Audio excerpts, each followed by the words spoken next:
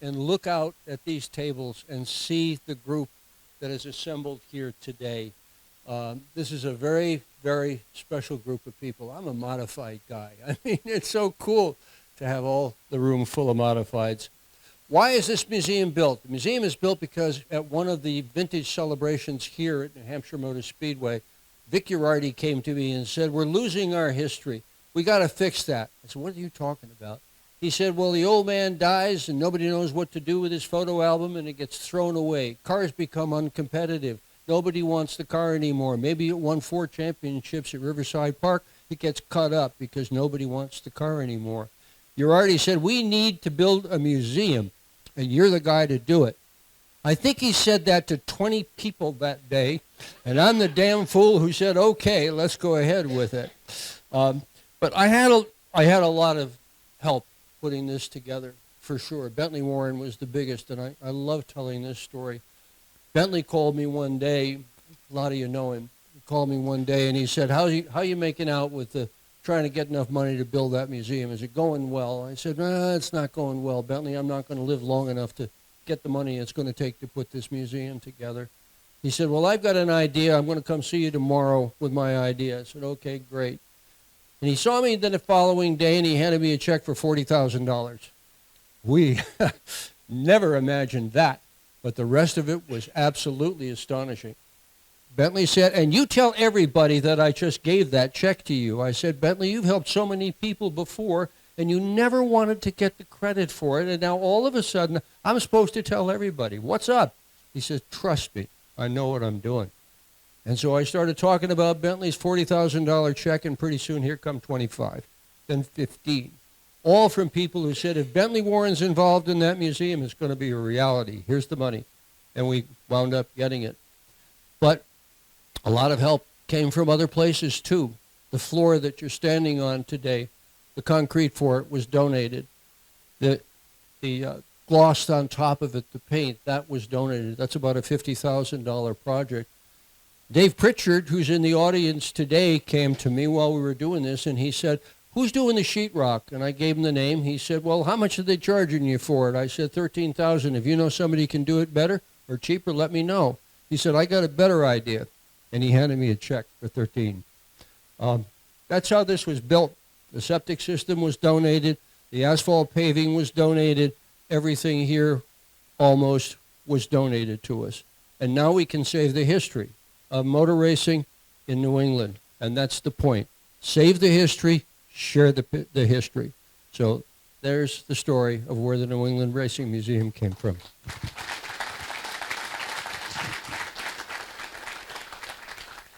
I want to especially thank our presenting sponsor, Doug Donlevy, who, where are you? I see you somewhere. There he is. Thank you very much. And I can tell you that there are more than a couple of championships that Doug made happen. Without him, they would not have happened, for sure. So, and Mike Smariglio as well will tell you the same thing. He is our presenting sponsor, and we really appreciate your support of this project today.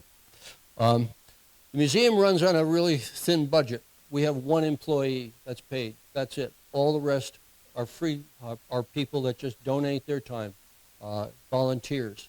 There's one right there, Hunter, sitting over at the table. Yeah, he's a volunteer, and let me tell you what. When he's in the building showing people around, the crowd grows because he really knows what he's talking about when he starts telling the stories of the cars that are here. Other volunteers who are here today: Paul Maroney, Dave and Diane House. By the way, Diane made all the table flower arrangements.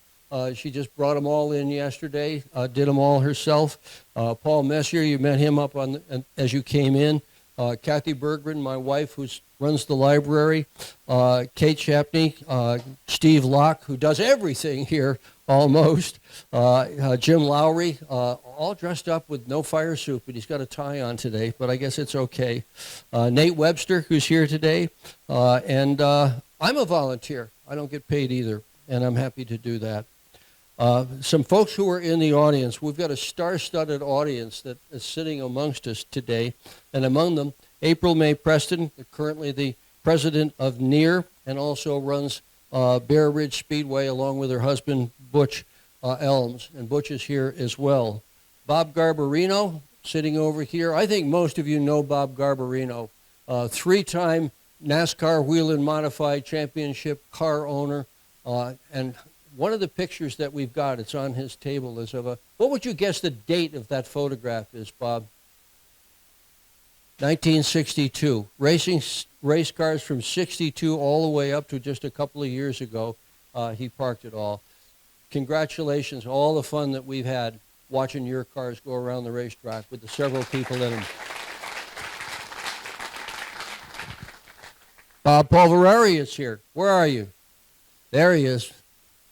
If you're a Riverside fan, you've seen this guy for sure. Jack Arute is here. And I'm so glad you are here in particular because this is the year of the modified. And if there's any group of people who have helped modified racing succeed in New England, it's people like Jack. It's people whose last names is Arute. And the way they run Stafford Speedway now, the way they ran it when Jack's dad bought it, is the same.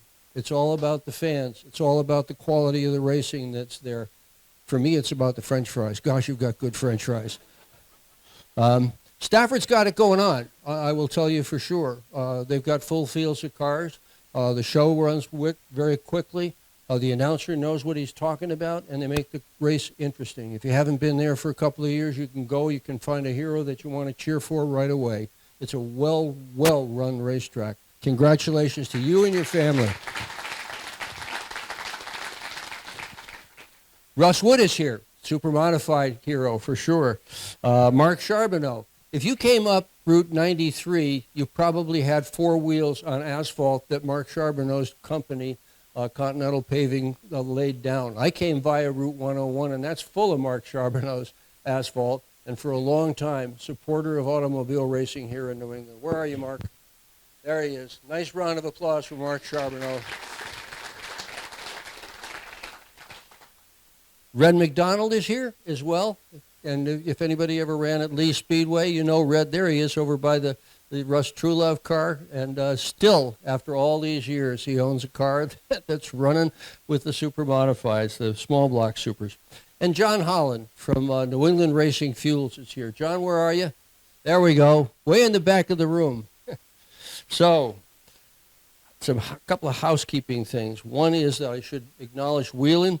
They are a museum partner, and they are a supporter of the NASCAR Wheeling Modified Tour. And without Wheeling, I can't imagine that tour working. For us, we have the car that Sonny Wheeling drove when he was a racer, and it's sitting right over there. And so proud to have that car. So proud of Wheeling Engineering. What a nice company. All New England stuff, two locations, one in New Hampshire and one in Connecticut. It's an all New England, all American company that makes the best products in the whole world for flashing lights and sirens and now airplane lighting and that sort of thing. Incredible company to be proud of. Housekeeping. If you're in a VIP seat, you've got a glass on your table, don't put it in the dishwasher. Wash it regularly. And let's see, we've got lots of books about modified racing out front. When you leave, if you want to grab a book that you haven't seen, they're all good. I've read every one of them, and there's none I would not recommend that you read. What else should I say here before we go? I think that's, I know, the library. Goodness, I need to tell you about the library. We got a dozen albums of photographs in the library, all of modified racing. After all, this is the year of the modified. If you go in there, you got to be a little careful. There's a vicious dog there. She's sound asleep under the library table, I'm sure. But Anna is in there. And there are people who come to this museum on a regular basis. And they come in the front door. They take an immediate left, and they head down there, and they're right in the library to see the dog. But anyway, I'm glad to see you. And thank you so much for coming. We're getting ready to, we're right on target. How are we doing in terms of time? 60 seconds. How's that for timing? We don't usually do this. So anyway, thank you so much for being here. I'm very much looking forward to Ray and the rest of the show here as the day wears on. Cursing your over-the-wall pit crew. Nobody ever thought of so much of what Ray Evernham came up with. It was just breaking the ceiling and trying something different, and so much of it actually worked. 3 championships in NASCAR in the top division for Ray Evernham as the crew chief. Then to starting his own team with Dodge. He brought Dodge in and won. How many races did you win with Dodge? 17 races he won with Dodge. Fabulous. Own team. I can't imagine trying to do what you did, bringing in a new team and winning with them right off the bat. There's also the fact that right now he got called in. They're working on a road course in conjunction with Charlotte Motor Speedway, and they needed some smart help, so they called Ray, so he's out of retirement. He's doing that. Oh, did I mention that he saved the IROC deal? He's bought the title to IROC. He's got a bunch of cars of his own, other people that have IROC cars as well. IROC is alive thanks to Ray Evernham.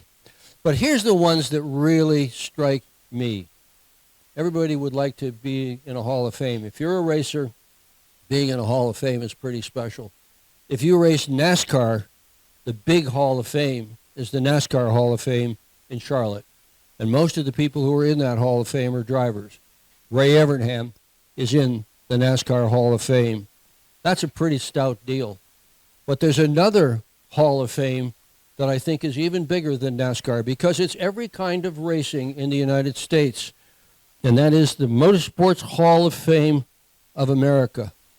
And if you're an airplane flyer that races, if you race motorcycles, if you write about racing, you get into that one, maybe. You got to be the very best at it, and it's got to be a long career at it. Ray Evernham is in that Hall of Fame as well. You have had one hell of a career. We can't imagine what you're going to do next. I mean, other than just put together a wonderful show and introduce our 5 honorees. Ladies and gentlemen, Ray Evernham. Probably going to put this this microphone back in the holder here because I had to get some notes just like Dick because we've got so many great folks and a lot of fun stories. But real quick story about Dick. We've been friends for a long time, so when he asked me to come up here, again, it was a no-brainer. I'm honored to be up here.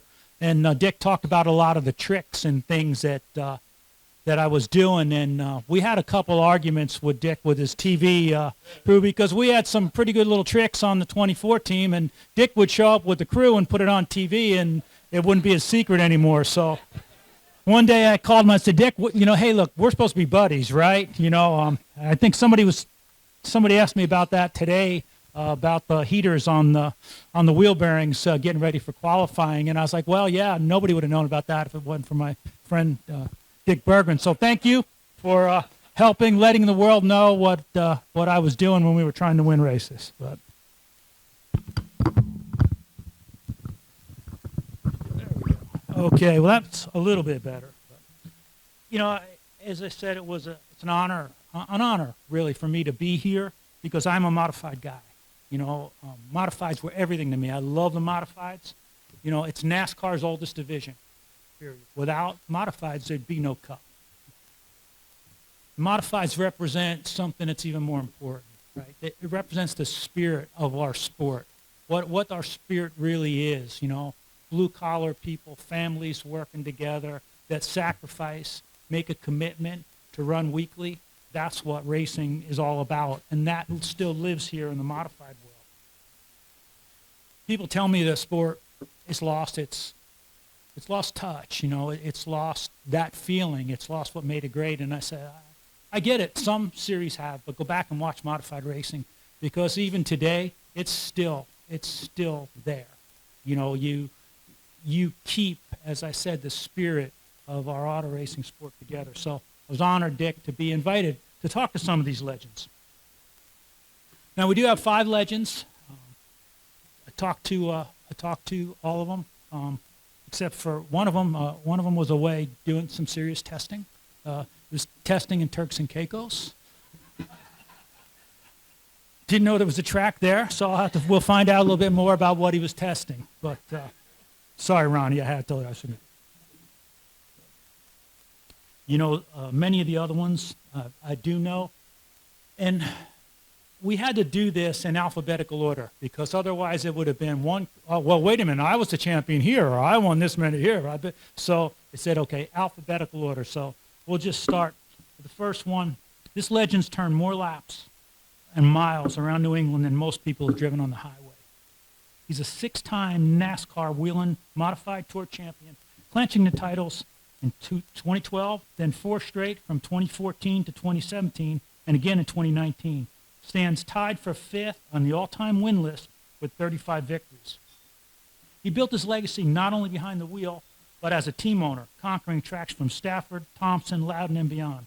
True modern-day icon of modified racing, and he is one of the classiest guys, and he does exactly how a champion should represent his sport. Doug Coby, come on up.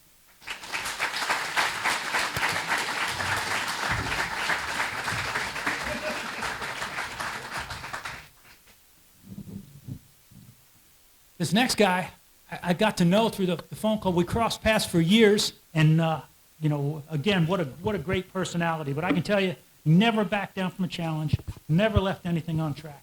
He captured the NASCAR Whelen Modified Tour Championship in 2000. His record shows his consistency about championships. He's got 19 tour wins, 74 top 5 finishes, 116 top 10s. And he was a hard charger, but his consistency was great. It says here he was an outspoken competitor and a true crowd favorite. I can see why he's a true crowd favorite, but as far as outspoken competitor, the guy's a great storyteller.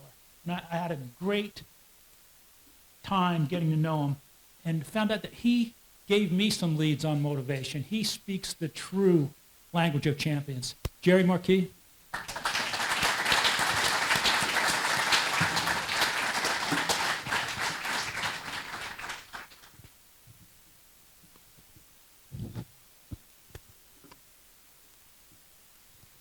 Next guy, probably knew better than most of the guys. People asked me to race with him. I was like, well, I was on the track at the same time as him, but he used to beat me like a drum, you know.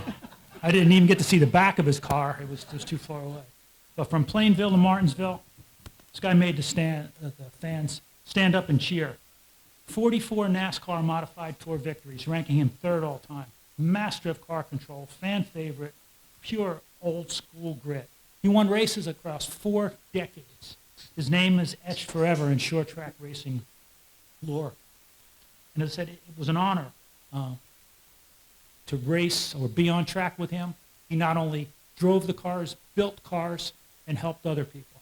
We also had a lot of fun. The one thing that I still can't figure out, though, is how he could get changed so fast and look so good after the races. I remember after 100 lappers and stuff, I'd be sweating, trying to tell my crews up. I look over, and he's standing there, already changed, hair perfect, creases in his jeans. Never forgot that. Reggie Ruggiero, buddy, come on up.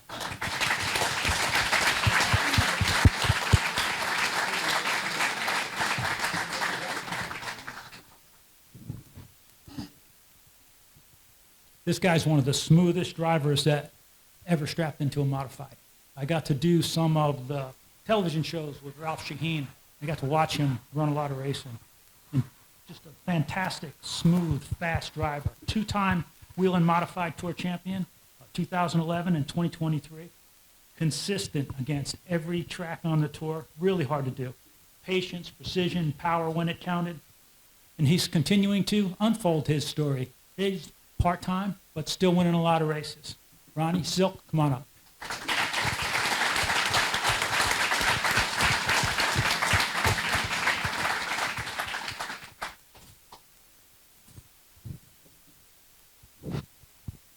This guy,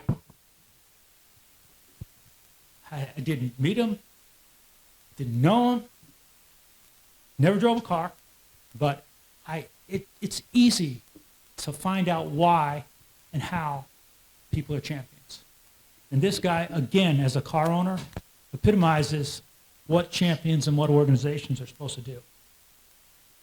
He worked really hard to power his team to 4 NASCAR Whelen Modified Tour championships alongside of Doug Coby. His leadership and ability to assemble the right people, pretty amazing. Was not hard to really understand once I started to talk to him about what people's jobs were, what it was like, what about getting people to work together and how he grew the sport and his team. So, Mike Smeriglio, come on up here. And that was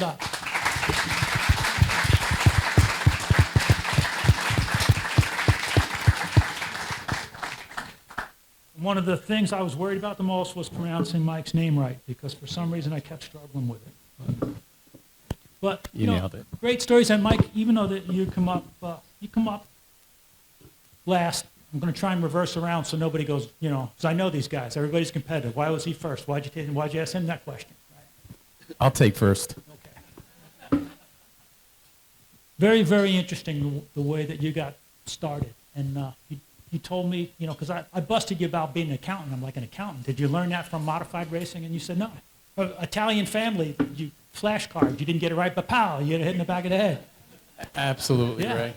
So tell us a little bit about that.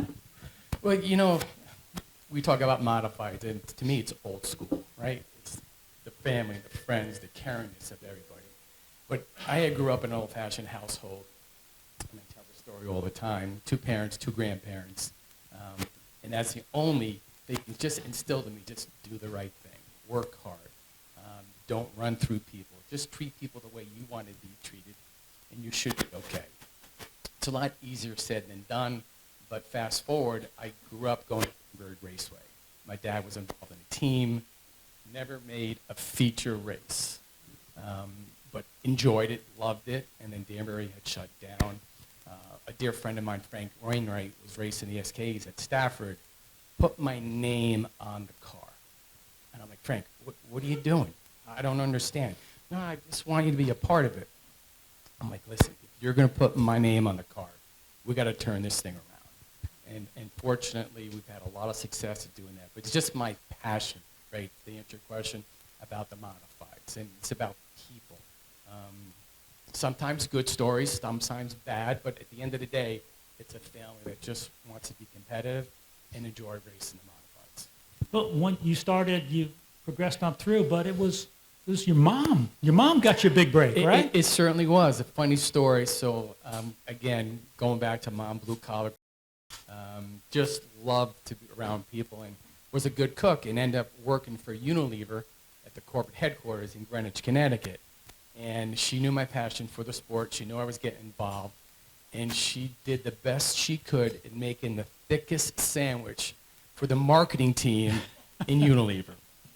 And fast forward, it allowed me, through my mom's sponsorship, or carrying this to get me sponsorship, to hook up with Close-Up toothpaste. And then we went on to Whisk and Snuggle. And because of my mom's ability to feed the right people, I got lucky with a great corporate sponsorship. That's the Italian background. For sure. Feed them, get them. And then, when you said that about the close-up toothpaste, I was thinking to myself, yeah, I think Doug was in that commercial. Was that with the smile and the shining off the teeth? No, Doug doesn't smile too much, so No. this is pre-Doug. Well, so your progression, it was when you told me how what you set your mind on, and share some of your thoughts and what we talked about on what your job was. To me, not being mechanically inclined, not taking one competitive lap in any race vehicle, I was at a detriment, right? I really didn't know how to make a car go or how to design it. But what I did know, the success in my business was about people. The success in my family was raising them and giving them the right opportunities to be successful.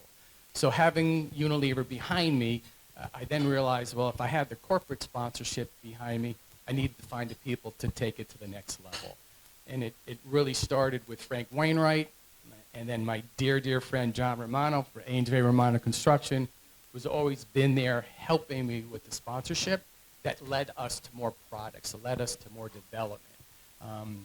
But I think it really comes down to just my passion for being able to understand the industry and try to track down the right candidates to make the team successful. It's not about me. It's all about them and the two teams. And you said that you used to look what the other guys were doing. Hey, this guy's got this shock. This guy's got this. You were one of those car owners. I wish you can really understand when you can't control anything that goes in the shop. or in a chassis or in a motor, and then going to the races and counting on everybody else to be successful, but then worrying the crap out of everything because I couldn't control a thing. But it was a huge success, again, relying on the great people. And, speaking of people, it's obviously Doug Dinleavy, who sponsored us for many, many years, and I can't thank That's you like your again. third sponsor mention you got in. So I'm just letting you. It's a great job. Great There's job. there's some Great You could be a discussions, driver, man. but yeah, and then obviously you go back to the people side of things, and the table two over here with obviously the fearless leader and Phil Moran, couldn't have done it without him. Bob Tulipani and everybody here is successful. So I'm honored to be up here, but I wish you all can be here with me because you deserve the spot just as much as I. So thank you again.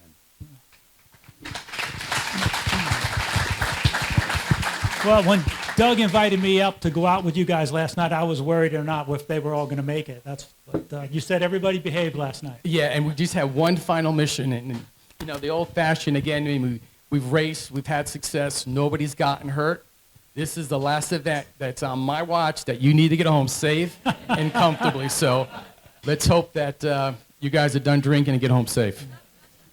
Well, I did want to talk about your first win. It was emotional, tour-wise, but big day for you. Crazy day. It was 2006, Thompson Motor Speedway. It was my fourth race as a tour owner. And my wife, who's my biggest fan, said, why don't you bring the bunch of guys with you? They really don't understand what you do. Why don't you rent a bus, have it catered, get them to the track, and have fun? Oh, boy, did we have fun. Won the race with Todd. I had no idea what was going on. These guys are absolutely losing their mind. The officials are looking at me like, are they with you? I'm like, no, I don't know them. They got your shirts. I know, I don't really know them. But just a crazy success story. Had no idea what we were doing. Again, Phil Moran taking the 2-car to victory lane with Zaggity. And it's just like, wow, this is something special. I never understood what it was like to be a winner. Never competitive as an athlete, competitive in the business world. But being involved and seeing the crowd going crazy, it just rejuvenated me. So I think I found my home here. Well, you certainly did, and you said, Ray, I don't know what. I'm looking around. What am I? I'm not a legend. I'm just, you are a legend, and you do have a seat there. And make sure you speak up, especially when we get over this way. I want to hear some more of these stories that we were talking about on the phone. We're ready. Yes, Dougie, coming after you.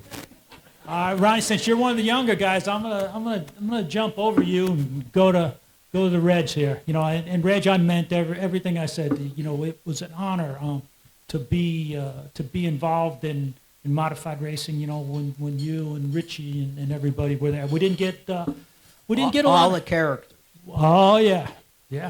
And we were kidding we're thinking about starting the kind of a vintage modified series, with Jerry and Reg and everybody. Doug, even, but we all got to grow our mustaches back. We're going to be sponsored by The Color by Men or whatever it is, right? Yeah. That's going to be ugly. But Reg, you said 9 wins in a row at Plainville, and still got that car, right?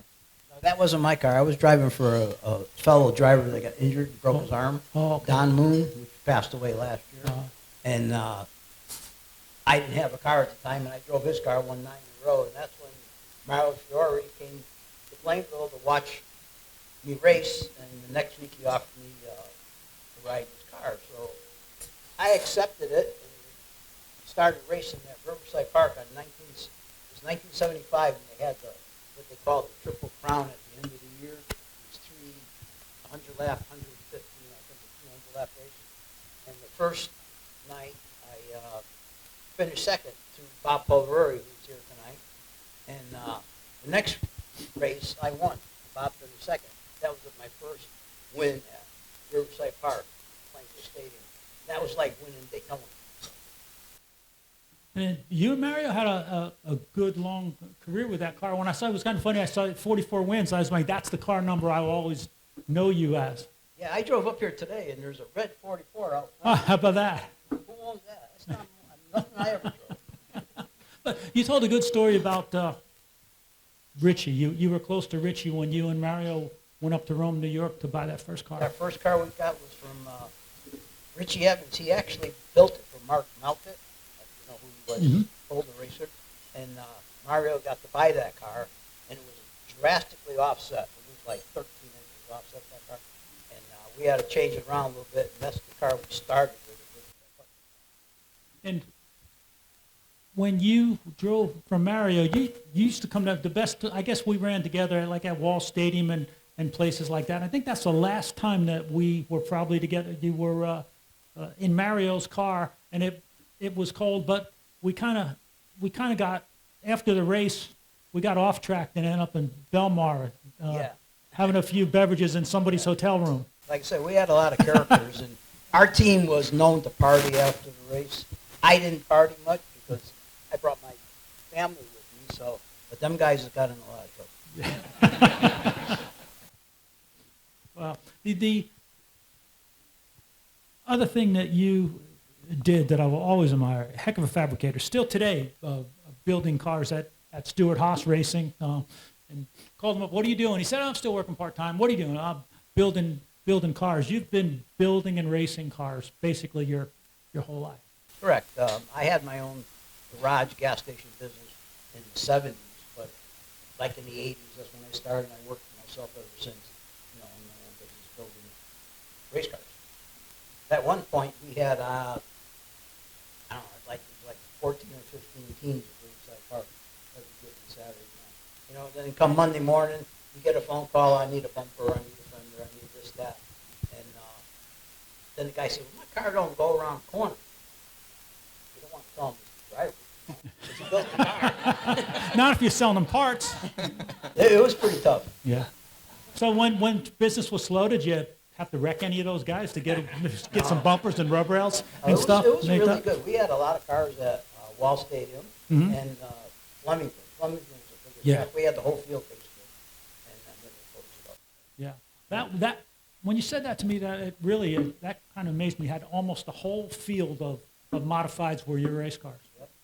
It was a lot of work because, like you said, Monday morning, the part orders were, or people bringing the cars to be fixed. It was a lot of work, and we got it done.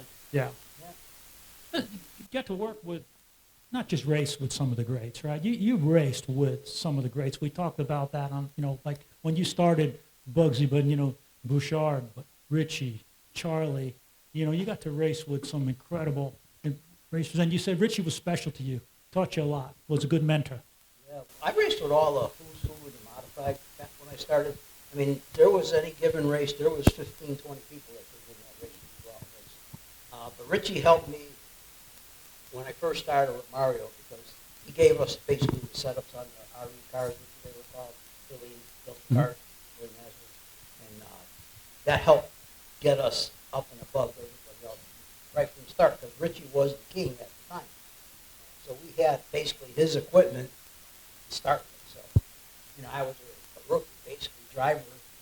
I only raced for like, I think 4 years full time from where I started in Plainville Stadium and went right to Riverside Park, and that's when we got the first Richie car, and that on was history. Yep. And through the years, that list of drivers, I mean, you drove for Mario Fiore, Dick Barney, who, one of the greatest car owners out of New Jersey, Mike Greasy, drove the Hemi-Cuda for Ed Close, won a lot of races with them. That's a lot of changes throughout the year. What was that like, because modifieds stayed the same, but a lot of stuff changed along the way, too. You have to have chemistry with your car owner and the crew chief, and without that, you aren't going anywhere. I mean, you know yourself. If the car's not good, the driver can only make up so much. So if you both work together, that's when you can be successful. And through all the years, you ever have anybody, guys you bumped heads with a little bit here and there? And Jerry, you can jump in anytime you want. Yeah, we've had our run-ins, but everything comes out in the wash. But at Riverside Park, rubbing was racing. I mean, if you didn't rub the guy, you weren't going fast. And to get to the front in 50 laps, you got to rub. It was a family-oriented situation. family oriented? Oh yeah, everybody there was family. I had fans there that we called them the coat people. We had bought team coats, and basically they came up to us and said, "We want coats for our family." And it was like, I think it was like 6 of them, the 2 parents and the children, all got coats. So we had to get them coats, and that kind of started a lot of things there. I came up.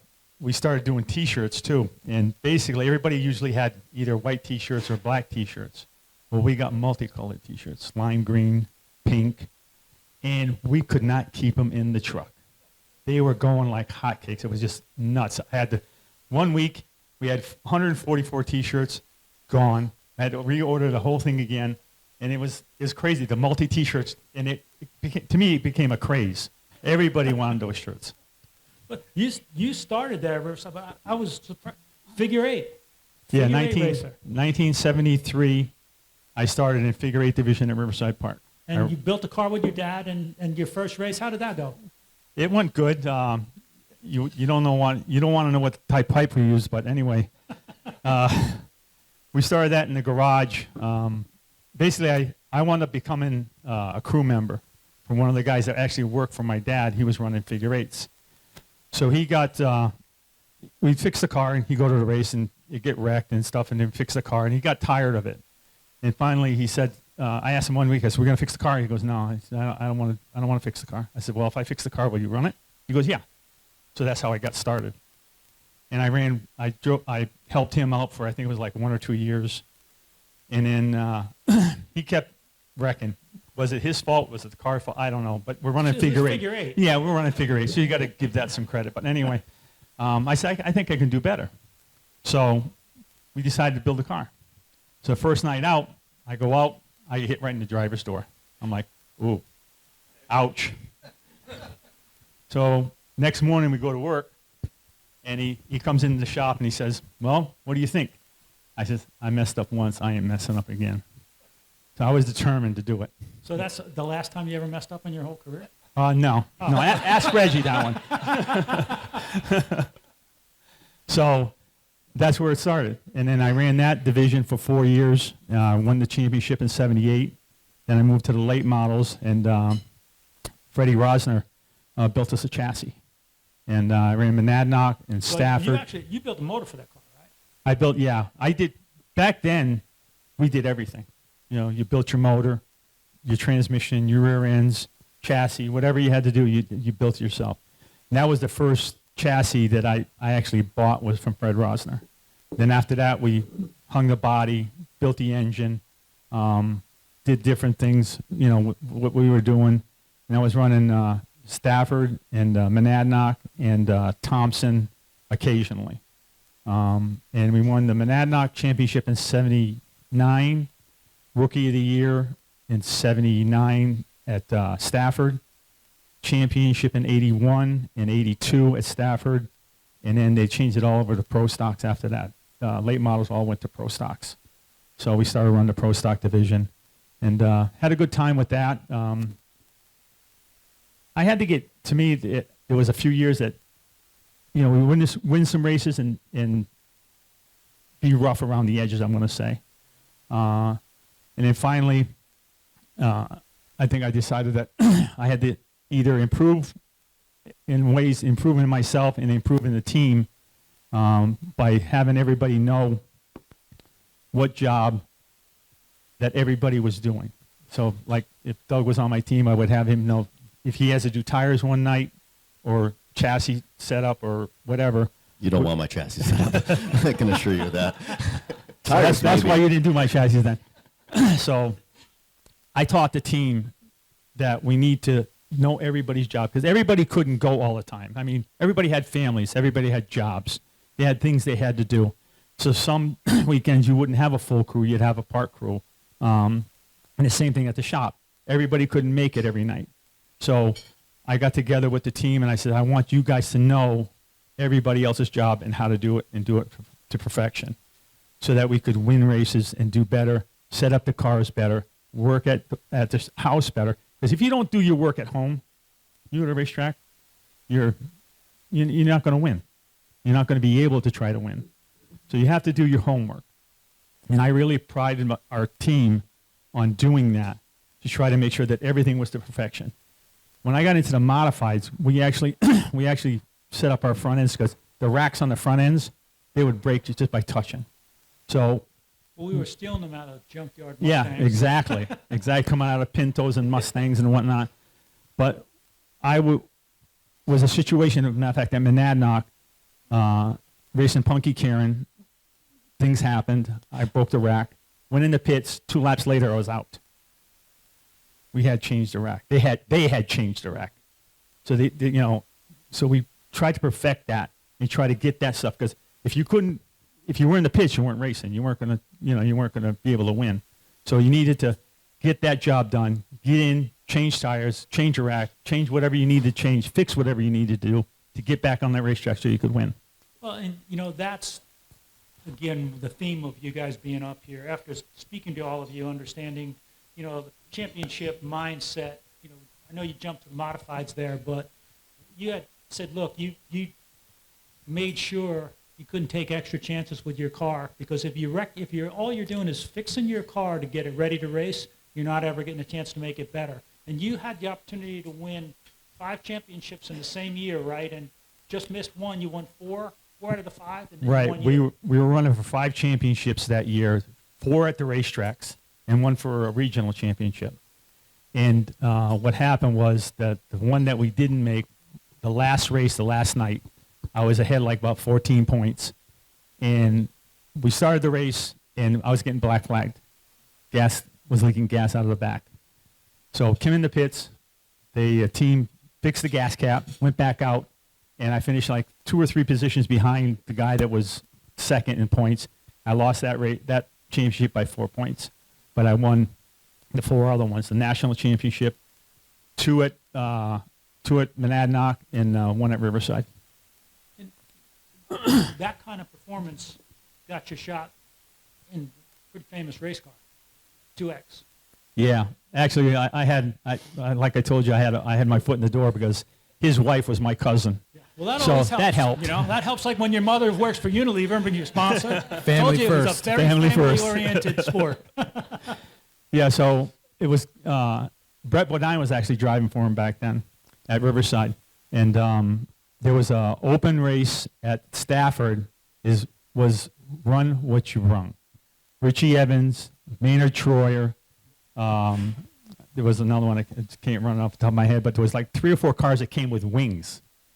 So I'm getting ahead of myself.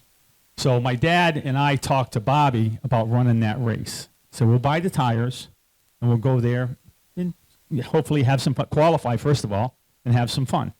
So my biggest thought there at that time was kind of like my first time going to be in a full modified race 100%, and I didn't want to get lapped. That was my goal Did you come that with night. wings and then fuel injection? No, Just- no. The only wing we had was the little one that tall in the back.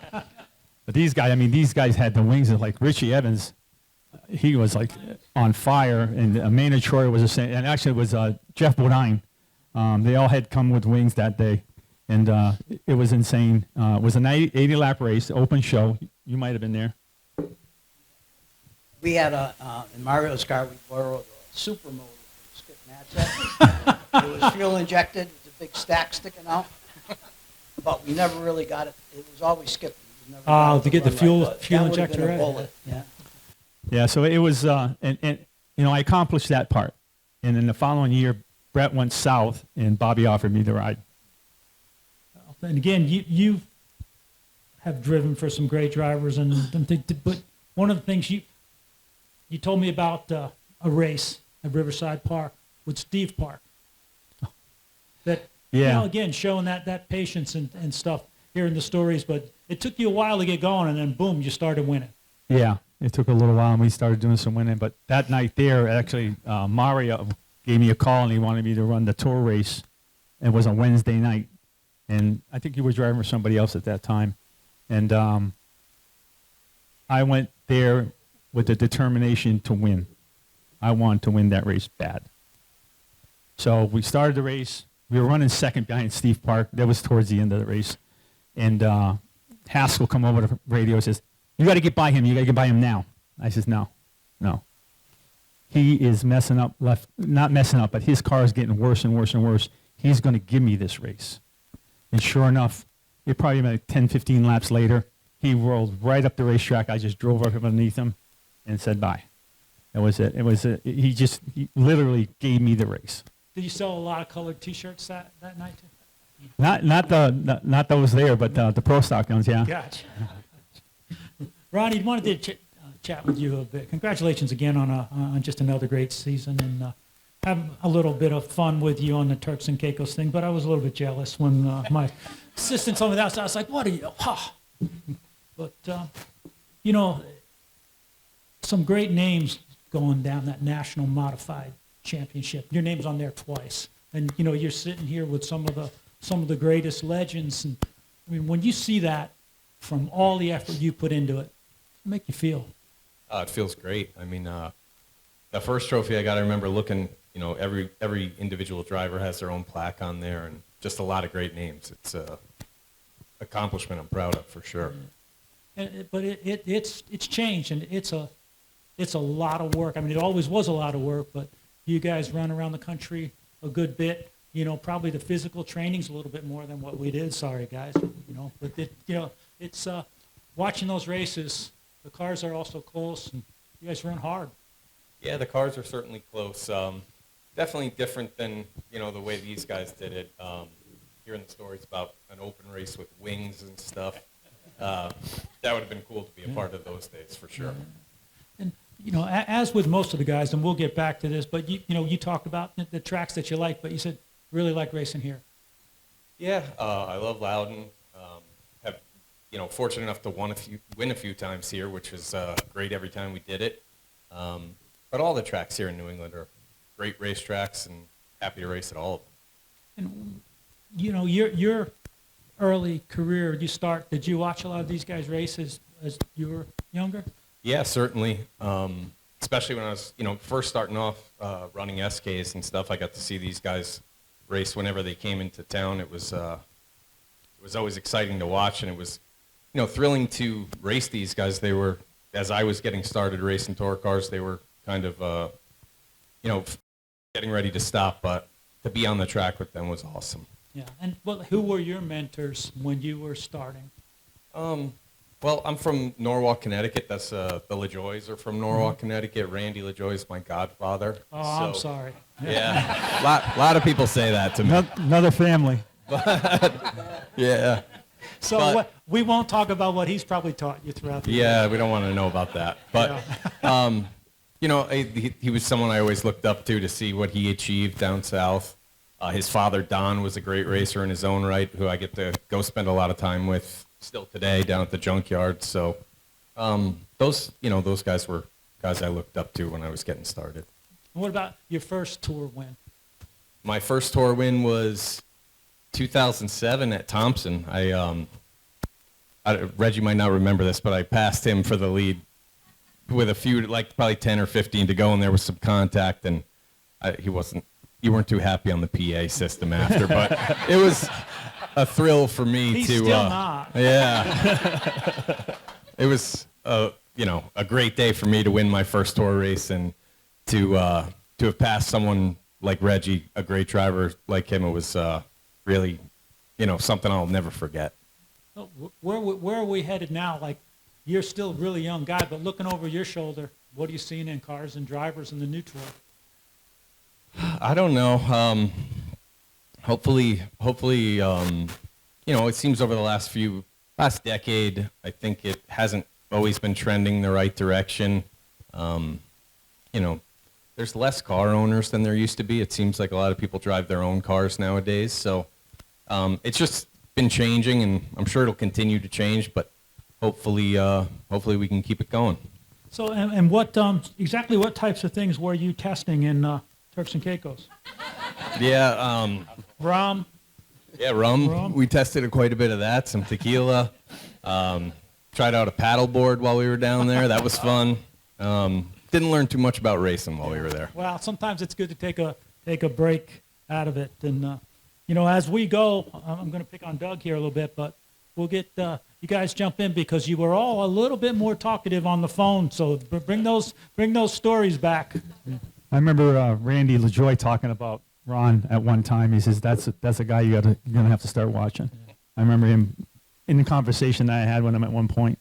And it's good to see that some of the older veterans are pushing the younger ones along to do better and have someone else watch for them.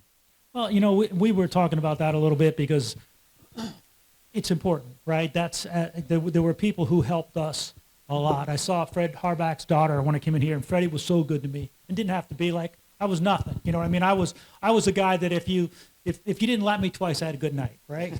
So don't laugh, Reggie. That was,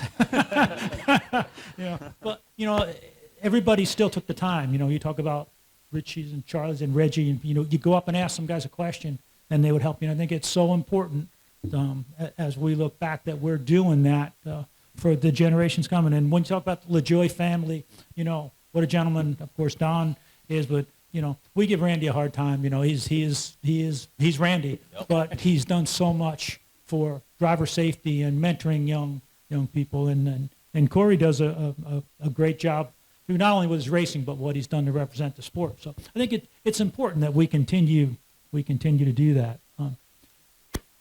But this guy here, I'm going to tell you, Doug met him a while ago.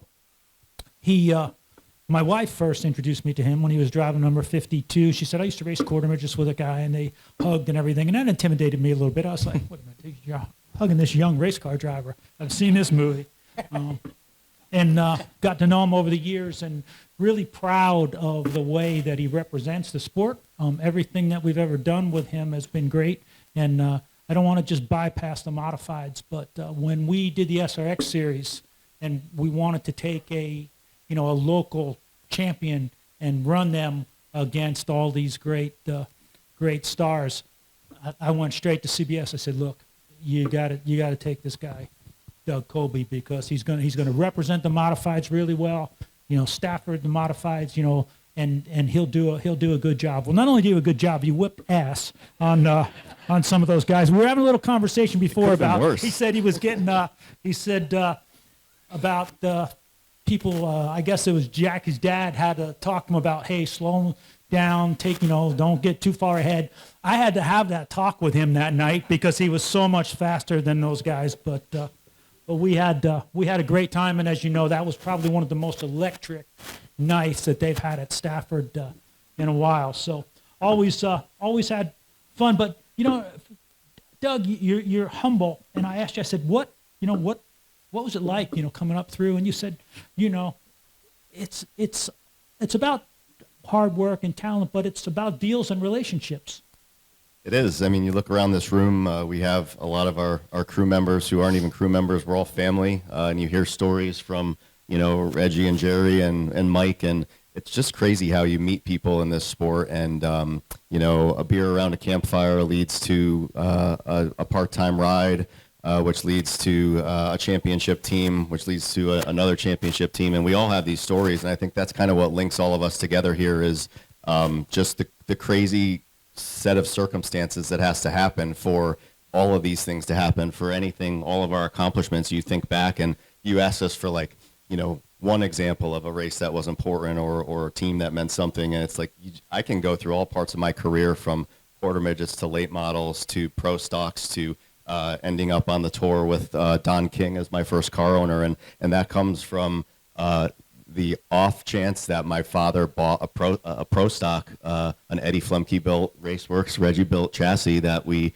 kicked everybody's Stafford, and Don King's son Donnie, when they needed a driver on the tour, said, Dad, have you seen how good Doug's doing? He did so good in the pro stock and then in the SKs, and then that's how I'm on the tour. And it's just a crazy set of circumstances to have all good things happen in racing, and it's really neat to hear everybody's stories. And I'm super thankful to have overlapped with these guys. I mean, and Ron would probably agree, we learned so much from these guys.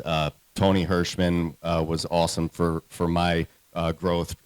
Jerry, Mike Stefanik, Ted in his own right, learned a ton from all of those guys. And we passed this how do you pass it along? You know, there's a kid named Austin Beers who just won the Modified Tour Championship, the youngest. Ron will remember Austin was in the pedal car race at the North-South Shootout when he and I were still in our 20s. And I used to make fun of Mike Stefanik mostly, but I also mentioned to Jerry that these guys used to hand us our quarter midget trophies when we were kids. And now Austin says the same thing to me. So, so it comes full circle, you know, when you try to bust somebody's stones. You know, it was not a few years ago when we finally, thanks to Phil over here, finally got our success at Riverhead and started winning races at Riverhead. Austin came over to me and said, you know, you got to tell me, like, what do I have to do here? I want to be good here. I just can't get it right. And, you know, the very next race, he went out and qualified fourth. And this year he won his first race there. And I told him a few years ago, I said, you're cut off from advice. You know, at some point you got to cut the young guys off. So, like I said, the modifies are about different generations kind of passing the knowledge down, and these guys pass their knowledge down to us, and I think we're kind of doing the same with the younger kids. Not maybe so much the hands-on advice, but like you said, you know, how to represent the series, how to put on a show. That's kind of where things have evolved for me. Well, and you said, talking about people help you, I made a note, you said the guy sitting next to you helped you a lot when you started.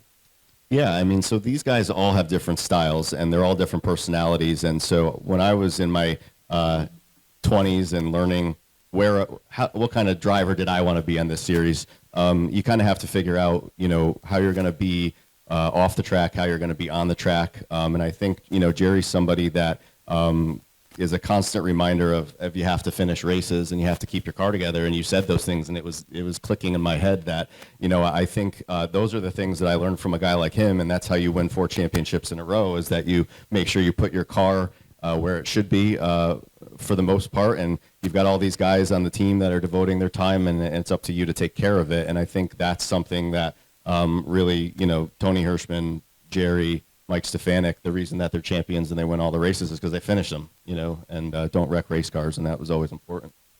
So, and I also made a note here, 2016, 9 poles.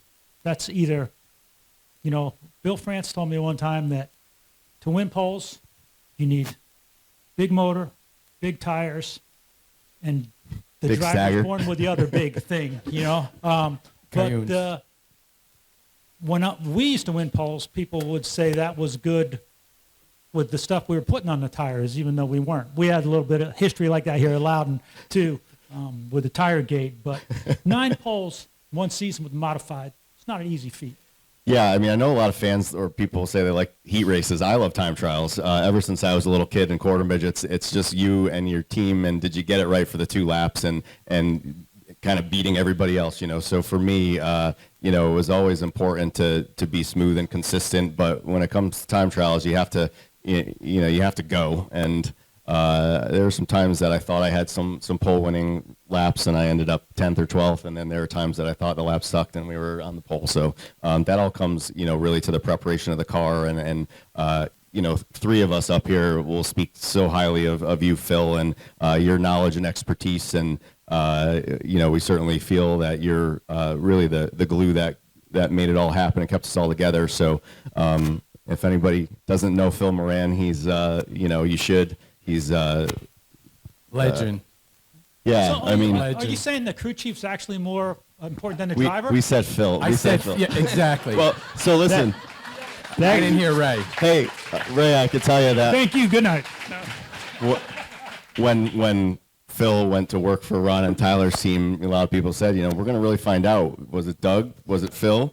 Was it Doug and Phil? And I think, Phil, you've proven with winning with Ron that, you know, that's the preparation in the shop, you know, is the key. And having somebody who can lead a team and keep everybody motivated, and the poles and all the speed and all the wins is to the crew and Phil and Bob and everybody in the shop who prepare the cars. You know, and again, you talk about the attitude of champions, the way that you guys think. Everybody I talked to gave more credit to the crew. It was always about the crew. And you each had somewhat different philosophies about it, but it came down to the same thing. And you've been able to work with incredible crews. Sounds like Phil was a big part of that. So, Absolutely. But, I think we've all driven a lot of bad cars too, so it certainly God, I is wish a Jeff blessing Gordon was to be here, driving you a know? good one. That's the bad part when you own your own team and you're doing all your own work. Yeah. If you don't do good at home, you just gotta blame yourself, and that good deal. You look in the mirror like, what the hell's wrong with you? Mike, we're here at Loudon, and Loudon was always really good to us with the 24 car as well. Even when I had my Dodge team, but you said you won your first race here and couldn't get to victory lane. Yeah, I was up spotting for the 22, if you can remember that. And give me a second. I'll let you. I opened the door for you. Just let me close mine. You can go. And You opened it, that's now for we're sure. getting going. yeah, well, I told you we're gonna get it going. So we're up sign, and Don Barker was spotting for the 2, and we ended up winning that race. And it was a couple laps to go, and Don kind of lost his mind, saying, "I don't know what to tell you anymore. Just block, just effing block." And we ended up winning, but we were celebrating up in the spotter stand and couldn't get across the track in time. So P.S. we missed victory lane because by the time we got on the golf cart, made our way all the way around, the party was almost over. So that was my little bit of enjoyment, but frustration as well. I'm happy for you that you couldn't get there. So this is how. So this is how the story goes. So this is my. Some people won't realize that my first start ever for Mike Smerglio Racing was not in the 2-car at the Battle at the Beach at Daytona that we won. It was actually many years prior. There was a big part of my career that I didn't have full-time rides. When I split off from Kurt Chase, I bounced around quite a bit and ended up back in Don King's car for a second stint. And then ended up with George Bierce, and I drove for Eddie Partridge. All sorts of people who helped me out. I'm missing some people. Bob Santos's car. Bobby was driving for Bob Garbarino, and Bob Santos had his family 92, so I got to do that. And there was one race at Loudon that I got asked to do Start and park. a little cameo gig. Start and park. It's called the Start and Park, and Give me some money. so here I am getting into Mike's second car, which obviously is a car probably capable of winning Now the you are race. an owner. Start. That's the CPA in you. That, absolutely, yeah. Show Yeah. me the money. Start and park. So Mike was my spotter for the day, and 6 laps. I was asked to go out there, and the crew guys wanted to let me go race and let me go put on a show, but Mike had to break my heart and pull me off the track at the designated time, and then they ended up winning, and he couldn't get to victory lane, so I'm not sorry for that. All right, but I did make it up for you. The You first did. real race. Yeah. Tell that story. Which race? Battle of the Beach. Oh, at the Battle of the Beach, yeah. I mean, so, Mike and I getting together, obviously, I'm coming off championship with Wayne Darling's 52 team. A second year, the next year we finished second in points, and the opening came up. I'm sure he'll razz me for taking some time to make my decision, but That's next on my list. yeah, so it's no secret. It was a tough decision for me to make a change from one team to the next. I was mostly concerned about leaving the people who all ended up coming with me. So that made it that much better. But, the Battle at the Beach, you guys remember that was a several year deal, 2-year deal, right, with the flat track on the backstretch. And, we were able to come out victorious in that one. I actually just saw that replay a few days ago. Wasn't Mike Stefanik pretty attuned to his comment at the end of that race? Yeah, that was the first year. That was the first year, That was the yeah. first year, and then the second year was when Ryan Priest kind of dominated the race and ended up with a bent wheel with 5 laps to go because Dave Sapienza couldn't make the corner around the tire barriers. I mean, you can't really put modifies on a track with tire barriers for the inside corners, and I ended up capitalizing and winning our first race together. So a lot of good memories with our team, and hopefully some more to come. Yeah, so no, that's not happening. But that's not happening. Oh, dude, do we have an that's not announcement to happening. make? Is there an announcement to make? Is there an announcement? If you give the mic to the Phil. old 2 team, I think they're gonna say something. No, you're not. I've got everybody I need in one room right here to make You this sure happen. do. So. So we were going back to your first visit to the race shop, but before that, we were myself, Bob, and Phil put together kind of a questionnaire amongst the 3 of us because we were doing a driver change, and we wanted to kind of figure out who was the best for the car. So we evaluated based upon driver ability, ability to bring sponsorship money, which you failed on, and crew. So I wish, Phil, you were up here to kind of sell the story a little bit better than I could. But we offered the position to Doug. And how long, honestly, did it take you to reply? Longer than you wanted me That's to. not the answer to my question. I can get even here tonight. You probably have it written down on a card somewhere of how long it took. Phil, couple months? Yeah, 2 months. 2 months. I was coming off a team that had just won a championship and going to a team that had not won a championship. So that was, it was a big decisions. And that's, you guys, you never know if it's the right deal. You never know who's going to click. Sure, and 5 championships later. And we certainly clicked. Just saying. Just saying. I knew this. Lucky is good. we're on We wanted opposite this ends to of the happen, stage here. but, you know, Sounds like a little bit of bitterness going on. Yeah. down there. He's definitely bitter. I just wanted to find out what the announcement was next. But Reg, you and I had you and I had a good conversation about what it was like. You know, the Stafford Sizzler, right? One of the biggest modified races, one of the most prestigious modified races. And certainly to win as a driver and owner.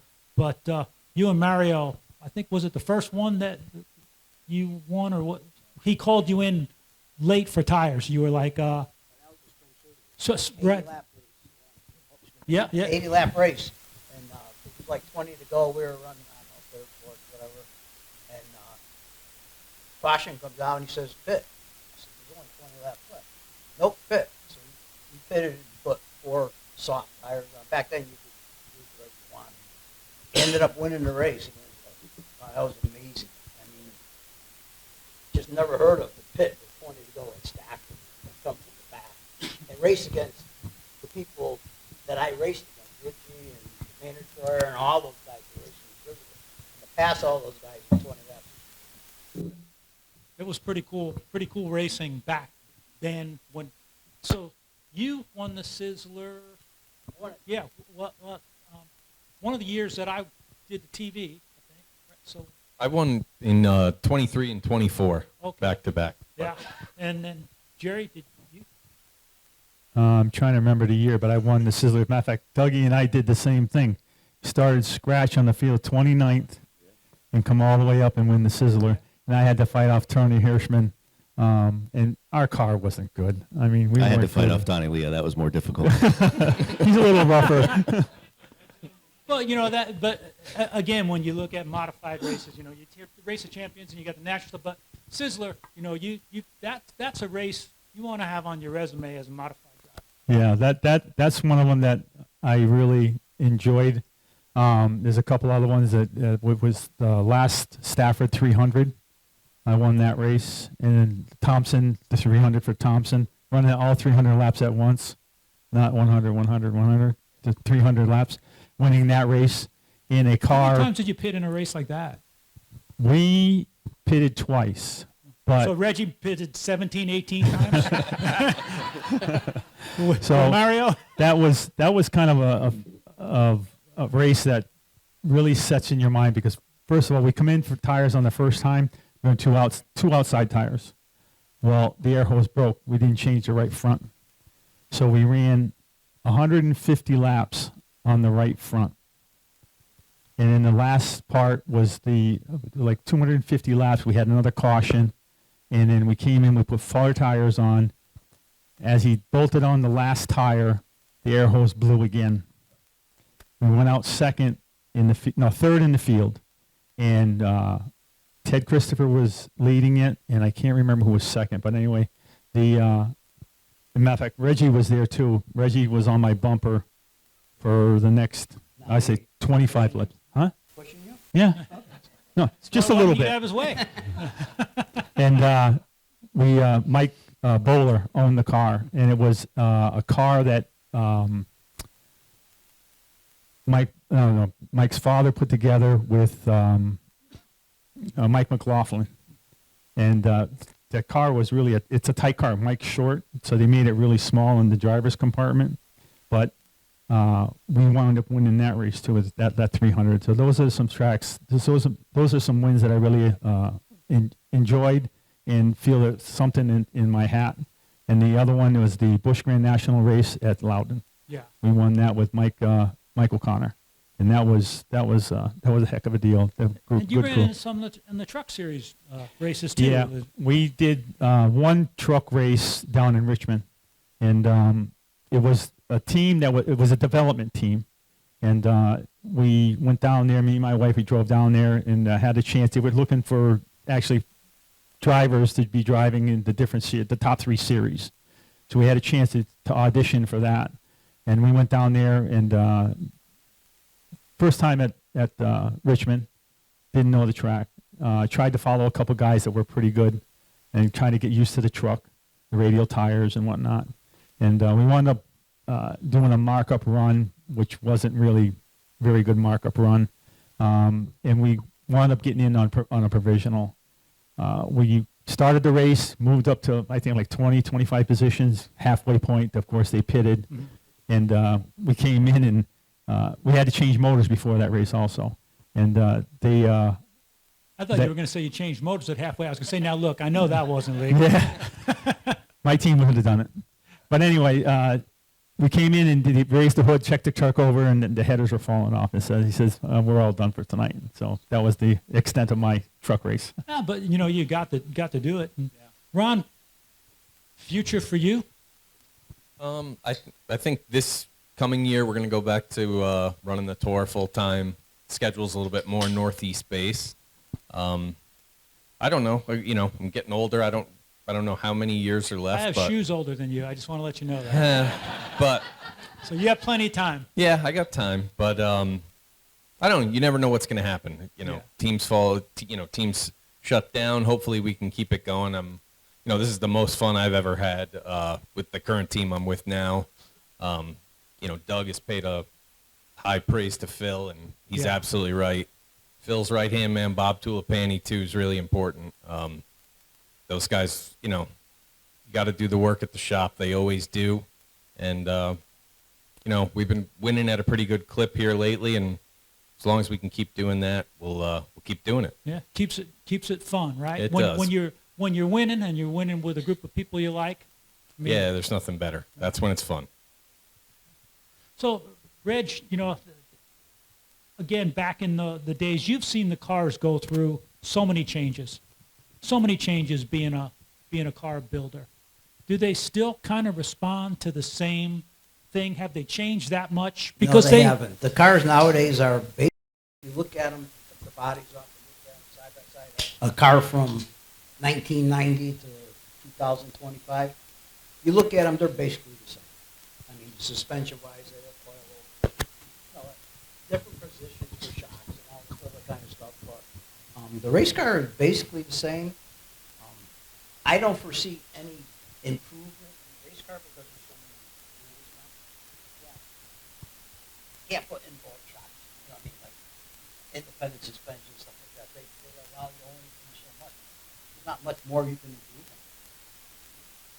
So, I mean, I started with a straight axle. Yeah. like you did, So yeah. having coilovers was a big thing. Yeah, well, we used to have to make our coilovers in the beginning. You buy that little thing that you could put the snap ring groove Right. in the old Monroe shock. Click the little Coilover shock piece kit. on there. Make your own. Yeah, I had to make them. Did you have to do that stuff? Me? No. Hell no. No, I did Like, not. Oh, you were watching History Channel or something. Yeah. And saw I saw it in a magazine. because I was gonna or say I something. still got some of that stuff if you need to borrow it. No, I think we're good. Originally, Maybe we you went could put it from in the museum straight here. axle. We went from a straight axle to torsion bar front end. Yeah. And we used to take the long Chrysler torsion bars, Yeah. cut them in half, weld up the ends, grind them, hex so they fit into the thing. Yeah. And that was our new suspension. Whoa, and then the back then. Lincoln Continental upper Upper control A-frames. arms. Yep. Whoa. Chrysler lower. Yeah. Uh, Yeah, now Last we're number, giving away yeah. our age. He goes, wow, he does have shoes older than I am. I won my last race when I was 59. So you have a long way to go. Yeah, if I can keep it going that long, I got some time. You better look at Phil. Yeah. So, it's Doug. You brought it up and said, hey, what what race sticks out? And that's hard. It's hard because there are more, but there's probably in the stuff that we did with Jeff, or there's 2 or 3 that stick out, because the ones that you really worked your butt off, that you feel like the day that you didn't have the fastest car, but the team, the strategy, the driver, everybody performed. You had a 5th place car, but everybody performed flawlessly and won a race. For us, it was the Darlington Million. Our car was terrible. That was my fault, right? I'm crew chief, but we stayed after it all day. That day we made 16 pit stops at Darlington. We were stealing tires off the 5 car, the 25 car, everywhere we could get them. Pit crew was about wore out, 100 degrees. Car was terrible. Jeff hit the wall 37 times. We finally get the lead, and 2 to go. Here comes Burton flying up there. Jeff Gordon, one of the biggest gentleman drivers at the track. For the first time I saw him, he just drives poor Burton right down in the infield. He said, "Ray, I'm sorry, it was for $1 million, right?" But fair enough. But I always go back to that. I think that was the best day that we had as a team, because it put so much confidence into the whole, that we could do it without having to have the best car. What was your race like that? Oh man, I think when you're young and you're trying to win, you put in so much effort, and the team and everybody, you just hope that it's going to happen. And then, when that first one comes along, it just means a whole lot. So for my first tour win was the Spring Sizzler at Stafford. Started 29th and ended up winning in Kurt Chase's car. And it's one of those days where we didn't have the winning car that day. Tony Hirschman had that one locked up, but Zach Sylvester took care of him on a restart, and I got the lead and never looked back. So I think when you're young and you're trying to prove something, they're all important, and especially when you get in a new car. Winning with Mike the first time out, when you start winning more, and everybody here knows that, sometimes you take for granted what it takes to win. Sometimes you have such a dominant car that you almost kind of expect to win, and then you're just more upset when it doesn't happen. And I think with the 2 team, we had a lot of that success. When you win all the races, and the 16, you guys are certainly doing that now. You try to keep them all special, but the ones for me were certainly the Sizzler win, my first Loudon win with the 52 car, and then just a couple of races with the 2 team. We were talking last night, me and the guys. There was a race at Thompson. We were probably going to win the race anyway. We had a super fast car. We were winning all the races at Thompson that year, and the driver got penalized for jumping the... You driver. Yeah, this You driver. the driver. The driver got Okay, just make driver sure. got the team You. penalized for jumping the restart, and I had to go to the rear. There was, I don't know, you guys would probably remember, there wasn't a lot of race left. There was probably 40 laps to go maybe. And then they got to see the driver that they like come out, which is the one that's coming from the back, and take no prisoners. And you can't do that all the time, but when you have a dominant car, you owe it to the team to get it back to where it was, and we won that race. So that was pretty cool. And then we just had some that were just ridiculously dominant cars. That's terrible. Those are the ones that stand out, though. Myrtle Beach was a super difficult track to race on, so abrasive on tires, and you really go half throttle there. And we just had a dominant car that day. And Did they have a nickname for you because we had a nickname for... They probably did, but they probably didn't tell me. Well, we had nicknames for Jeff Gordon. Like, when he was complaining, we used to call him Crankshaft Henderson was in the car. And then the Money Man when he was after it and stuff like You'd that. have to ask these guys over here. They probably don't tell me what they call me. Who was Frankie? Complaining. I think Who we was had Frankie? I think we had a couple crybabies. Crybabies, Phil. Yeah. And then okay. Okay. Yeah, I don't know that. I Who don't was know. Frankie? I don't get that cranky. A little bit. I get cranky with NASCAR on the No, radio. I said Frankie. Oh, Oh, Frankie. Frank. Oh, Frank. yes. Well, Yes. because I'm like Frank and you're like, oh, Doug. Yes. Your real name. Yeah, my legal first name is Frank. Douglas is Okay, my I don't middle know how name. many people really knew So that. you learn Frank. something new, right? I am today one day old that I thought Reg's name was Reg. It's John, right? John? Oh. Like what? Who? Jerry? Are you really Jerry? Last time I checked, I was, yeah. Right? I'm a Ron. Mike? Yeah. I'm a Yeah, Michael. Mike and I we're like family now. Yeah. What the As soon hell? as he said the flash card getting hit in the back of the head, I was like, oh yeah. Yeah. Yeah. And by the way, did you hear one of the adjectives that Ray acknowledged you as? Humble? Humble. Sure. Where did that come from?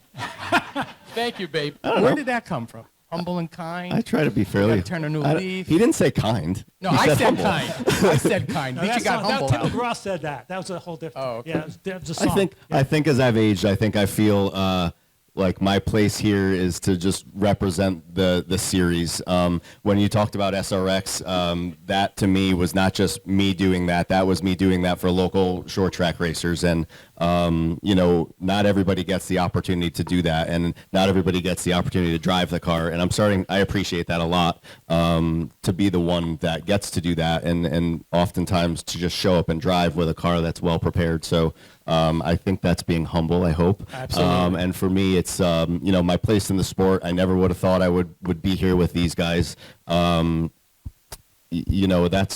I was never supposed to race a modified. I mean, my dad told me it was never going to happen. He wanted me to stay in full body cars, and now to just kind of carve out my own little place along with everybody here. I mean, it's a great honor, and to be acknowledged by the. What's that? Yeah, of course, you have to. Find a successful driver who doesn't whine every now and again.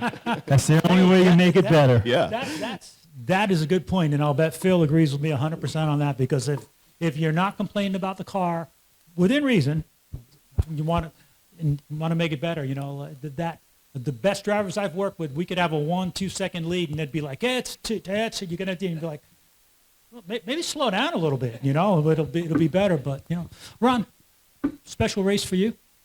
Well, that first tour win in 07 was really special. The first one here in 09 was special to win at a place this big. But 2022, I was the first year of driving for my current team, and we had all the equipment we needed. We got Phil Moran, and we didn't win a race that year. We finished second in the standings, but didn't get to victory lane on the tour. So 23, first race of the year was New Smyrna, and we went out and won that race, and it just kind of springboarded into what's going on now. So that's one I'll always remember, like kind of got us off the schneid and got us going. Like the confidence, we can do this. We did it as a group.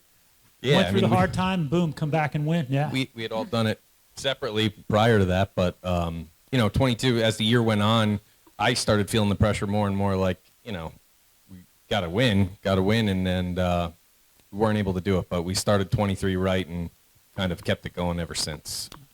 And what about you, Reg? Like you, it's hard. I get it. Let's especially look at that record, with the car owners that you've been through. Had to be some special times. Still kind of pissed off that you got to drive the 14 and I never did. But maybe he'll let me drive it some. Maybe in our vintage tour, Dick Barney will come out with. He's got to be like 100 years old. I think he's still working on his grandson's car. Still winning races too.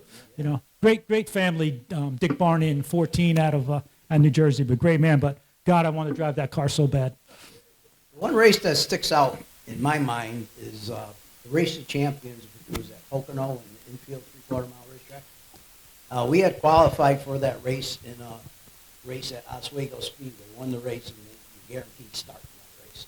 So come that Thursday, I think we had to be there for practice and qualify on Friday. And I was actually driving ACT car at Dover that same weekend with Kenny Bouchard. So NASCAR, we qualified on Friday, and I didn't qualify because we had carburetor problems, and car flooded over, and we didn't make the heat race. So, and I couldn't run the consolation race on Saturday because I was going to Dover to race the ACT car. So anyways, that Friday during practice, I was asked to drive Jeff Bodine's 99 modified in practice because Jeff was out somewhere racing. So I take it out in practice, put it in the wall. I blew a tire and I went to the fence. So Billy Taylor's like, "What did you do?" I said, "I wrecked your car." Didn't you see it? Yeah. So they fixed it and they were fine. So that Saturday morning, NASCAR flew myself and Kenny Bouchard to Dover to race the ACT Tour. So I go out and practice in the ACT Tour. Never was at Dover mile racetrack in my life. Go out there and the car's going pretty good. And I come in and practice. Ronnie Bouchard comes in and says, "You're going good." You put the big armor on. "You're going good." Yeah, he says, "What's wrong?" I said, "Get in the corner." He said, wrong? He says, take your foot off the brake. Oh, okay, I've never. I qualified second. They were V6 Buicks back then. We get going. I had a team car. I was racing for this guy, Henry Shaw. Dale Shaw was his brother. He was racing the other car. So I get going. I'm running second, and motor broke. Oil light comes on. I close down pit road. He said, what happened? Oh, the motor broke. Okay. He says, but don't get changed because Dale doesn't feel good. Oh, okay. So he ran another 20, 30 laps, whatever. He comes down pit road, get in the car. Go back out. Start last, get up to second. Boom, motor blows up. I come down pit road, and he said, what's the matter? I said, motor blew up. He says, when I got in the car, there was all this oil on the dashboard and stuff, you know? He says, oh, that wasn't oil. Dale threw up. He got sick. Anyways, we go fly back to Pocono, and I had to start 53rd because I took a provisional start. 53rd. 53rd at Pocono, and ended up winning the race. In the 99 car. No, that was in the 40. Oh, okay. I was drove gonna just say- the 99 in practice. Oh, okay. Just to warm it up for him. Well, right. I got that car. I got that car. It's still bent. It probably is. It was blue. It was a white car. Yeah. White Cavalier. Well, it's got a Cavalier, Cavalier right. body on it Yeah. now. Yeah. Actually, put Jeff back in it. We went and did a little thing at Pocono and let him run it at run around at Pocono. And Jerry, I know we and you certainly want to hear about a special race, but one of the things you told me, you retired and then you get called to practice a guy's car in 2010 or 11. He doesn't show up, and you go out and win the race. Yeah, what it was is Rowan Pennick was running the modified tour. He was running the ROC, not the ROC, but the MRS tour also. So he was up at Loudon on Friday qualifying the car, and I practiced the car at Stafford. And the car wasn't one. It wasn't good. You couldn't steer it. It was sticking. So I told him, I says, he's not going to make it. It's not going to. He'll wind up wrecking. Sure enough, that's what happened in the feature. So they're from New Hampshire. So basically, they tried to find parts at the racetrack so they could fix it. I told him you can come to my shop and put it in the shop. Do what you got to do. I got a level floor. You check everything all out and do what you got to do. They finally decided, no, we're going to go home. We're going to fix it, and I'll see you back at Waterford. So it was a 2-day deal. And basically at Waterford, I was supposed to practice the car and qualify it for Rowan, and then he was going to come in and take it and go. Well, practice the car, and oh no, they got there late, so practice was over. So MRS said you can have 5 laps. I said, all right, fine. So I go out there and I do 3, and I bring the car in. Everything okay? I says, boys, you got a race car tonight. This car is hooked up. So basically, they got ready for the heat race. We started dead last, finished 3rd in the heat race.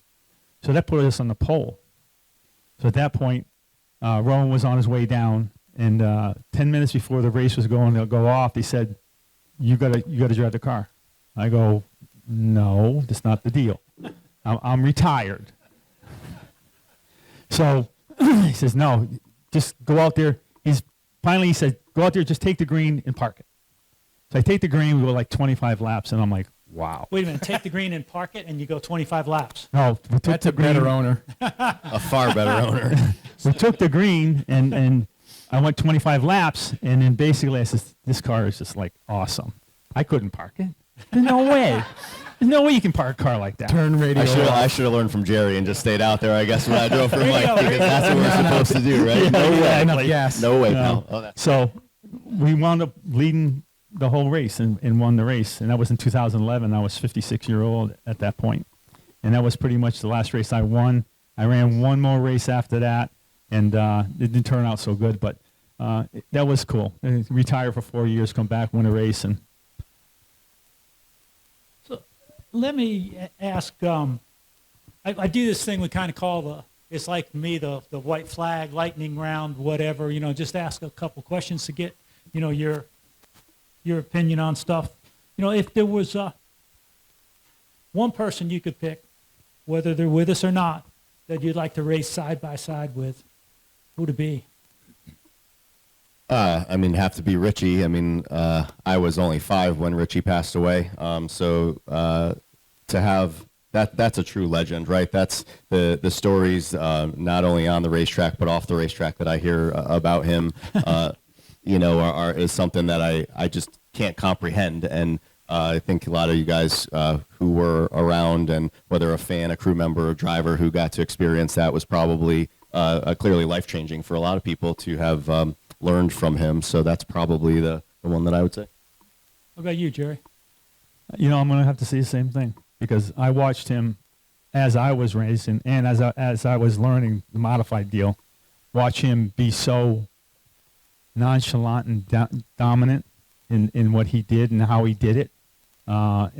Some nights you would watch him race, and it's like, how does he get a car around as well as he does? And it's something that you would want to learn from that one person that knows his setup, that drives his race car, and it does so well. It was just a sad situation when we lost him. And Reg, I know you were close. Richie, run side by side with him. Yeah, Richie was one of my fierce competitors, but the guy that I really looked up to when I was younger was Bugsy Stevens. Mm-hmm. I used to go to Stafford once in a while on Friday night, and that's the guy I rooted for, with chopper number 15.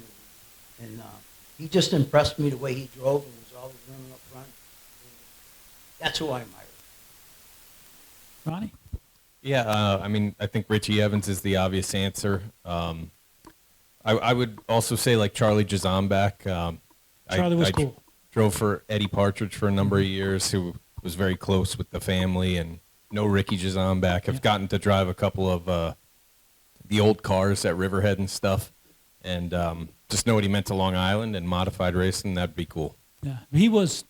Charlie was a hero of mine because he came to Wall Stadium quite a bit. Coming from Long Island. Richie and the guys, you come down on Wednesday nights, New Egypt for the modified points. But again, never fast enough to have raced with those guys. So like my claim to fame with Charlie J, where we were at Thompson and somebody blew a motor and he spun, I spun, and we both went into the sandbanks backwards, and then we came down pit road, got all the sand out, and we had to start side by side. And before we go to the green, Charlie goes, "Let's go." I was like, I'm trying, but as fast as I go. So that was my claim to fame with Charlie. Ricky Jazombek, his brother's been very good to me, restoring a lot of the vintage modifieds that I have. So it's good to see so much stuff back in their shop. Yeah.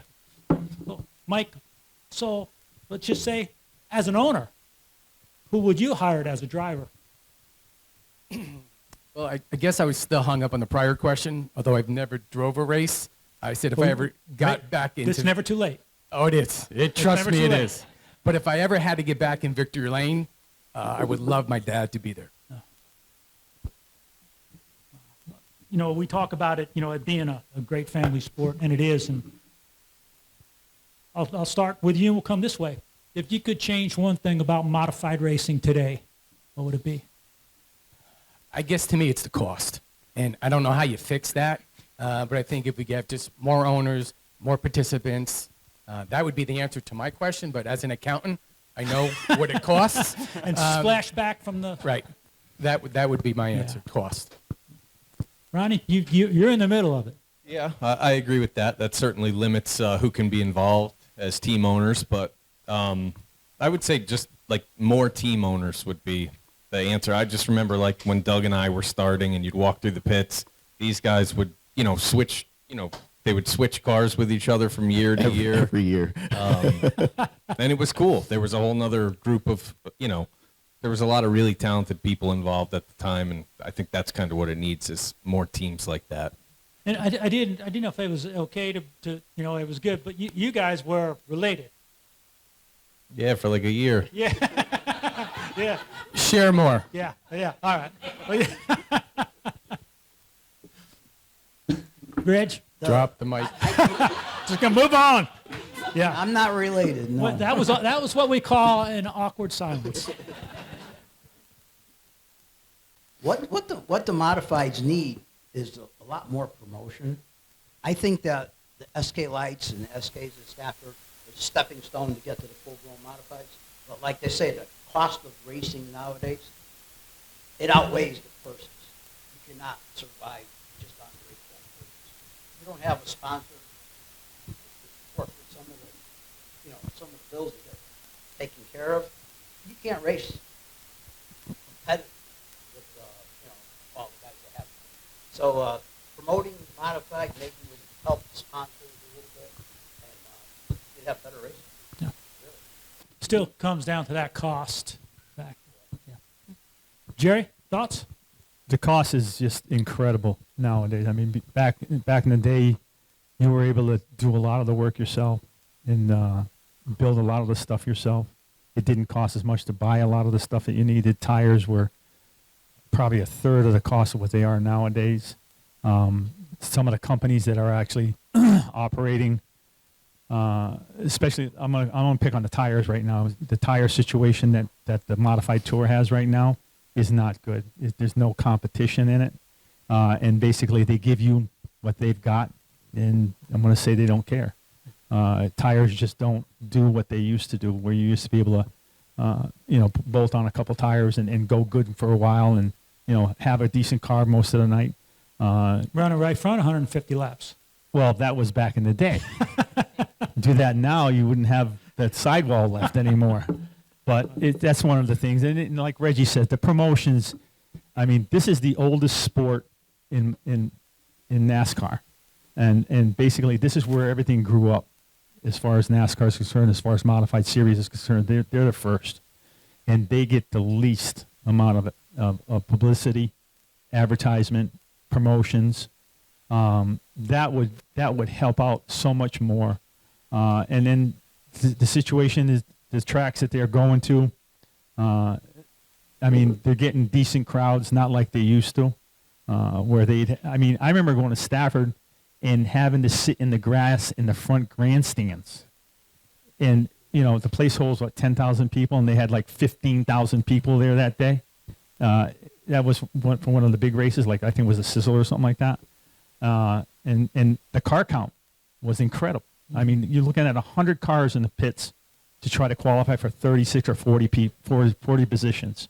And they were turning around, and basically some of the racetracks would actually put on a second feature, the non-qualifiers race. I remember running those. The hooligan race. Yeah. So it's one of the things that they need to be promoted more. Some of the stuff, like I said, the tire company needs to come up and step up to the plate. What will that happen? I don't know, but it's one of them situations that I think if it got promoted more, maybe the tire company might be more interested, where they're getting advertisement more or getting publicity that they need, and they put a little bit more effort into what they're doing for making it a better show for the people. Good stuff. Those are good thoughts. Doug, since you have the most championships, you get the final say. Oh man, so the first thing that I would change about modified racing really isn't even. We could talk about the costs and the product and all that stuff. I would start by taking a whole lot of social media away from some people who probably need their keyboards and cell phones removed. Couple glasses of wine and a couple of comments that are posted, it does a lot of damage. And I think collectively as a group of racers, I think our threats come from outside of, the modifieds. We're all one together, and our threats come from the Cars Tour and the late model series that got a lot of promotion and outside factors. People do different things today than they did 30 years ago, and I think we need to adapt with that. And I think you acknowledge history and appreciate what we have now, and then we have to look towards the future and how what we could do today to just continue to grow it. So there's a reason why we're all here. I don't know what it is. I know that it seems like a lot of the rivals in modifieds, we're kind of always putting our heads together to think, how can we make the show better? When we have these great shows and we have the facilities to do it out, like Loudon and Stafford, we just need more eyeballs on it, and we need more people who are non-modified fans to become modified fans. So that's kind of what the direction that I would change things would be, like really heavily focusing on that and going forward. Thank you. And you see, all like-minded men, the cost, promotion, growing the sport, You know, there's a reason why these 5 guys are legends. You know, the way they think, the way they talk. You know, it's not been easy. It's not been easy for them. Not an easy road, and it's never an easy road when you're growing and doing things like this. But they are truly legends of modified racing. And we had a lot of fun with them. We talked about our mustaches, and we might even had a mullet or two back in that day. But these are the guys that had stories, and you heard the stories, and most of them were even true, I think. But it's been an honor for me to sit with them and to meet many of you. But the reality is, it's our responsibility, right? It's our responsibility to keep museums like this open, to make sure that we document those stories for the generations of young modified racers coming up and share those things. So I really invite you to tell the stories, to let people know about it, to read the books, to read the magazines, and to continue to support the museums like this particular museum. So it's been a great time, great fun. I hope you all enjoyed it. Thank you, guys. It's been an honor. Thanks for having us. So as we wrap up the evening, I thank you so much for coming tonight, not only honoring our honorees, but honoring New England racing in general. All of us that volunteer here put so much work and effort into to preserve memories and the stars of our sport. And this is the way we stay going. This is how the memories of all of these people that put so much into racing.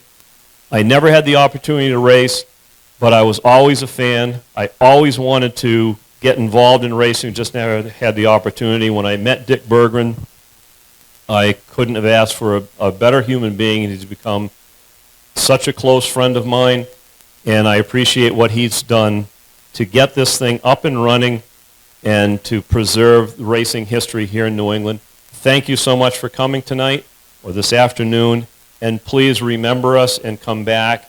We will have Legends Honoree Day every year until we're not here anymore. Thank you very much for coming.